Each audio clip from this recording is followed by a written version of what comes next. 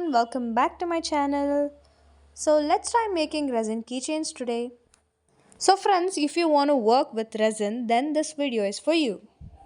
Make sure that you watch it till end to get all the details regarding making resin keychains or whatever you want to make with resins. Make sure that you mix the resin in 1:2 ratio and give it a very good mix.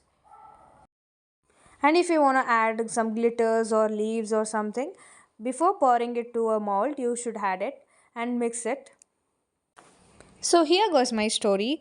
Actually, when I first started making it, so I had few flowers which were dried, and I have seen in lots of YouTube that they'll keep it and they'll store it. So I have only seen that. I have not seen how they mix. So what I did, I bought the resin and I had put lot amount of resin and some amount of hardener.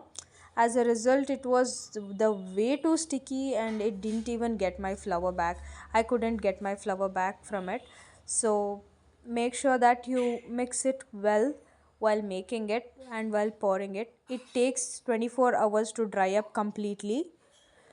So this is my small story regarding my first experience with resin. This time I was very sure and did not want to make the same mistake again. So this time I had taken the right amount of resin and the hardener. Here I was not at all concentrating on making the designs or whatever. Last time I had made a mistake. That's why my concentration this time was fully on mixing the resin and in a right way. And then what came to my mind, I did that. I had made two different kinds. One was silver and another one was gold. And the leftover resin I had put it to another mold, so I did not want to waste it. Now before drying, this is how it looks, and I will let it dry for 24 hours. This dream house was my long dream, and I bought this. So it's been 24 hours. It's time to open the resin keychains.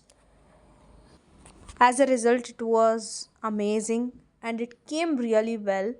It was so satisfying and I was so happy on the result.